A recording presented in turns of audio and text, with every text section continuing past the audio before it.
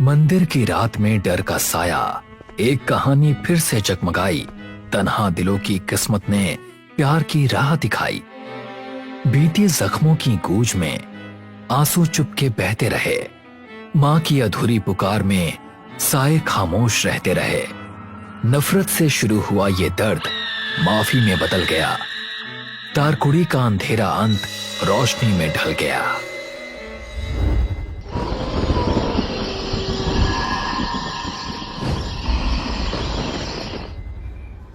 एक train platform पर रुकती है। अनमोल और रागिनी ट्रेन से उतरते हैं। उन्हें लेने के लिए शिल्पा आई होती है, जो रागिनी की सोशल मीडिया वाली दूर की दोस्त है। ये उनकी पहली मुलाकात होती है। शिल्पा उन्हें जल्दी से पहचान लेती है और मुस्कुराते हुए उनकी तरफ आती है। रागिनी, हाय शिल्पा, नाइस मीटिंग यू। कैसी हो तुम? मैं अच्छी हूँ, और तुम? मैं भी बिल्कुल ठीक। और ये है अनमोल, मेरा बॉयफ्रेंड है। हेलो। हाय। ठीक है, अब हम चलते हैं। यहाँ ज्यादा देर रुकना सही नहीं होगा। तीनों इस बात पर सहमत हो जाते हैं और फिर रेलवे स्टेशन से बाहर निकल जाते हैं। तीनों को छुरी की ओर जाने वाली एक बस दिखती है और वो उसमें चढ़ जाते हैं। कुछ ही पलों बाद बस चल पड़ती है और वहां से निकल जाती है। रागिनी बस में अनमोल के पास खिड़की की ओर बैठी रहती है। वो उदास लगती है और चुपचाप आंसू बहा रही होती है।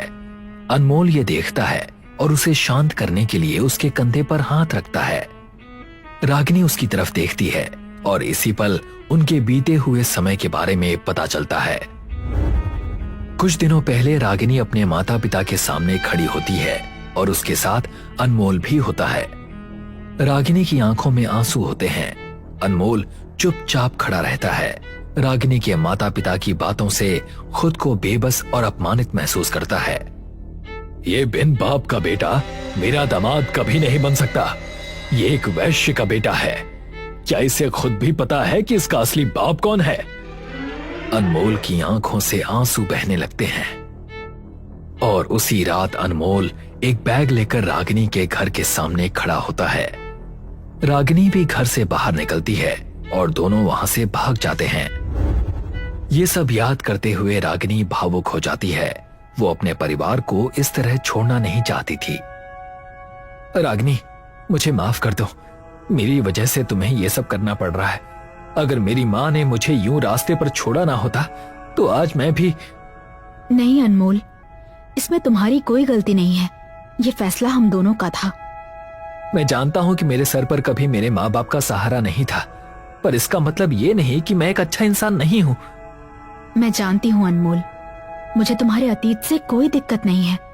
तुम आज जो भी हो, खुद के बलबूते पर हो, और इससे बड़ी बात और कुछ नहीं हो सकती। अनमोल उसके पास बैठा हुआ उसे गले लगा लेता है। बस गांव की ओर चलती रहती है। उसी रात शिल्पा दरवाजा खोलती है और अनमोल और रागिनी बाहर खड़े घर को देखते रहते हैं। फिर दोनों अंदर कदम रखते हैं। शिल्पा लाइट जलाती है और वो घर को देखते हैं। वो घर पुराना, धूल भरा होता है और कई सालों से खाली पड़ा हुआ लगता है। ये है तुम्हारा घर। हाँ, मैं जानती हूँ कि काफी खराब हालत में है, पर तुम यहाँ सुरक्षित रहोगे। Thank you so much Shilpa. मैं समझ नहीं पा रही कि तुम्हारा शुक्रिया अदा कैसे करूं। कोई बात नहीं, अपना ध्यान रखो। और मैं कल 3 दिन के लिए गांव से बाहर जा रही हूँ। तब तक तुम लोग यहाँ की साफ सफाई कर लेना। और हाँ, यहाँ के लोगों से जितना हो सके कम बात करना। जितने लोगों से जान पहचान करोगे, खतरा उतना ही बढ़ेगा। हम ध्यान रखेंगे इस बात का। Thank you Shilpa. ठीक है, फिर मैं चलती हूँ। इसके बाद शिल्पा वहां से चली जाती है। अनमोल और रागिनी अकेले रह जाते हैं और थोड़ा बहुत सामान साफ करके सोने का फैसला करते हैं। अगले दिन अनमोल और रागिनी खुद ही घर की सफाई शुरू करते हैं। वो इस्तेमाल के लायक फर्नीचर ठीक करते हैं। धीरे धीरे सारी धूल और गंदगी साफ हो जाती है। कुछ ही देर में घर साफ और रहने लायक लगने लगता है और दोनों इससे संतुष्ट होते हैं। फिर वो साथ में एक सेल्फी लेने का फैसला करते हैं। सेल्फी लेते समय अनमोल की नजर पीछे रखी एक चीज पर पड़ती है।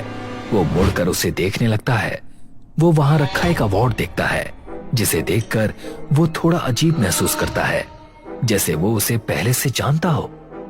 ये यहाँ कैसे आया? क्या बात है अनमोल, ये तो मुझे बाकी सामान के साथ ही मिला था। मुझे अच्छा लगा, इसलिए मैंने यहाँ रख दिया। ये अवार्ड तो माँ को मिला था। माँ को? तुम ये कैसे कह सकते हो? जब मैं 5 साल का था तब ये अवार्ड माँ को मिला था, उनके नृत्य समारोह में। ये उन्हीं का है। अनमोल, ऐसा भी तो हो सकता है ना कि ये दूसरों को भी मिला हो, उनमें से किसी का हो। नहीं रागिनी, ये माँ का ही है। बचपन में खेलते वक्त ये मुझसे गिर गया था और तभी इसका हाथ टूट गया था। देखो, बिल्कुल ऐसा ही। ऐसा कैसे हो सकता है? तुम्हारी माँ का कोई सामान यहाँ हो? तुम्हारा तो इस गांव से कोई नाता ही नहीं है। इसका पता एक ही बात से चल सकता है। अनमोल अवार्ड को पलट कर देखता है और नीचे लगी नेम प्लेट पर उसकी नजर जाती है, जिस पर दुकान का पता लिखा होता है। उसी शाम अनमोल अवार्ड को अपने बैग में रखकर उस पर लिखे पते पर पहुंचता है। वो अंदर जाता है और उसके बारे में पूछताछ करता है। भैया, क्या आप इसके बारे में कुछ बता सकते हैं? वो अवार्ड को हाथ में लेकर ध्यान से देखता है, फिर वो अपनी अलमारी से एक रजिस्टर निकालकर उसे देखने लगता है। हाँ, इसे यहीं से खरीदा गया है। किसी गांव वाले ने यहां ला कर दिया था। उन्हें ये कहां से मिला, उसके बारे में हमें कुछ नहीं पता। अनमोल उलझन में दिखता है। उसे लगा था कि इस तरह वो अपनी मां तक पहुंच जाएगा, लेकिन उसकी कोशिश साफ तौर पर नाकाम हो जाती है। रात को घर लौटते समय अनमोल देखता है कि एक पेड़ के पास भीड़ लगी होती है। पेड़ के नीचे एक आदमी की लाश पड़ी होती है। उसके पास शराब की बोतल होती है और रेडियो की पट्टी उसके गले में फंसी होती है। अनमोल उसके पास जाता है। ये क्या भैया, क्या हुआ इन्हें? वो आदमी अनमोल को ऊपर से नीचे तक देखता है और वहां से चला जाता है। अनमोल को ये थोड़ा अजीब लगता है, लेकिन वो फिर भी वहां से निकलने का फैसला करता है। जब अनमोल घर पहुंचता है तो वो देखता है कि शिल्पा रागिनी के साथ बैठी होती है। वो दोनों उसी घटना के बारे में बात कर रही होती हैं, जो अनमोल ने कुछ ही देर पहले देखी थी। आखिर चक्कर क्या है? ये इस गांव की भूतनी तारकुड़ी का काम है। ये कैसा नाम है? आज से 21 साल पहले ही ये सब शुरू हुआ। तारिका नाम की एक खूबसूरत औरत यहाँ इस गांव में आई थी, बिल्कुल तुम्हारी तरह अपने पति के साथ भागकर। पर कुछ समय बाद उसके पति के परिवार वालों ने उसे ढूंढ लिया और वापस ले गए। कुछ दिनों बाद उसके पति के मरने की खबर आई। उसके बाद उसने गांव छोड़ने का फैसला किया, पर जिस रात वो जाने वाली थी, कुछ शराबियों ने उसके अकेलेपन का फायदा उठाया और उसकी इज्जत लूट ली। अगले दिन तारिका की लाश गांव के बड़े पेड़ से लटकी हुई मिली, साथ में खत भी कि वो अब किसी भी आदमी को यहाँ जिंदा नहीं रहने देगी।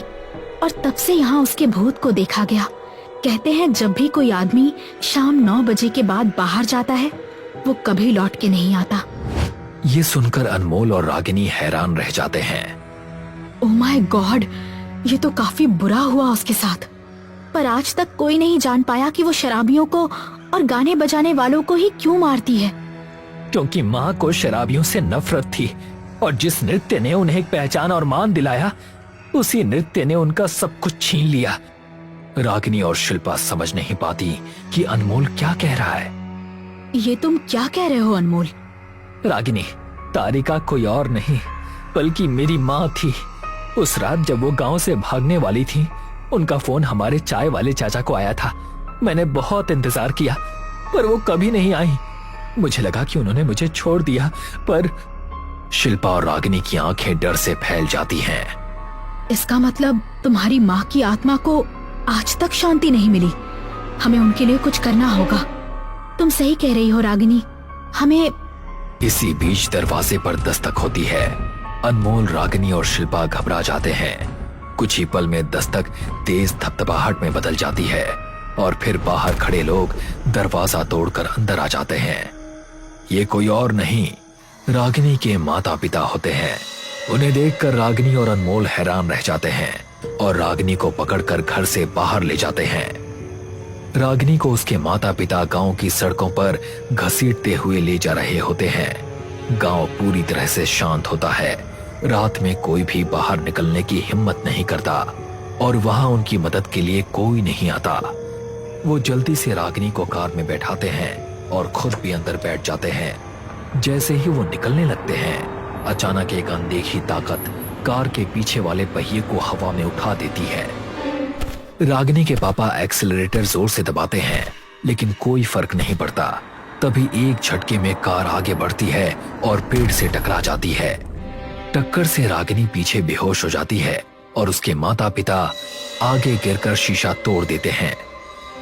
घायल हालत में वो उठते हैं, तभी उनके सामने डरावनी शक्ल वाली तारकुड़ी खड़ी दिखाई देती है। तुम जैसे लोगों की वजह से मुझसे मेरा सुहाग छिन गया और अब इस जगह पर मैं ये फिर से नहीं होने दूंगी। तारकुड़ी अपना हाथ ऊपर उठाती है और रागिनी के माता पिता को एक साथ हवा में उठा देती है। वो डर से कांपने लगते हैं। जैसे ही वो उन्हें मारने वाली होती है, तभी वहां अनमोल पहुंच जाता है। माँ! तारकुड़ी मुड़कर उनकी ओर देखती है। वो देखती है कि अनमोल की आंखों से आंसू बह रहे हैं। छोड़ दो इन्हें माँ, ऐसा मत करना। तारकुड़ी की आंखें इंसानों जैसी हो जाती हैं और 21 साल में पहली बार उसके चेहरे पर भाव दिखाई देते हैं। वो तुरंत उन्हें छोड़ देती है और अनमोल की तरफ बढ़ने लगती है। बेटा अनमोल। हाँ माँ, मैं क्यों किया आपने ऐसा मेरे साथ? क्यों छोड़कर चली गई मुझे? कभी नहीं छोड़ा था बेटा, बस कुछ दिन के लिए अलग किया था ताकि सब ठीक करके हम तुझे वापस लेने आए। इन्हें मत मारो माँ, मैं इन्हें समझाऊंगा, मैं इनका सामना खुद करूंगा। बस मैं इस दिन का ही इंतजार कर रही थी। मैं तभी मुक्त होती जब मैं अपने साथ हुए अन्याय को किसी और के जरिए खत्म कर पाऊं। अनमोल की आंखें आंसुओं से भरी होती हैं। तारकुड़ी पीछे मुड़कर रागिनी के माता पिता की ओर देखती है। वो दोनों झुककर अपनी गलती मान लेते हैं। मुझे माफ करना, मैं अब इस रिश्ते को मान्यता देता हूँ, आप हमें छोड़ दीजिए। आसमान से एक रोशनी नीचे उतरती है और तारकुड़ी धीरे धीरे उसमें समा जाती है, फिर हवा में गायब हो जाती है। रागिनी कार में होश में आती है और उसकी माँ तुरंत उसके पास आ जाती है। 1 महीने बाद अनमोल और रागिनी की शादी हो रही होती है। सभी खुश होते हैं और रागिनी के माता पिता भी इस खुशी में शामिल होते हैं। शिल्पा थोड़ी दूर खड़ी होकर उनकी तरफ खुशी से हाथ हिलाती है। वो चारों तरफ देखती है कि कहीं कोई उसे देख तो नहीं रहा, और अगले ही पल वो भी अचानक गायब हो जाती है।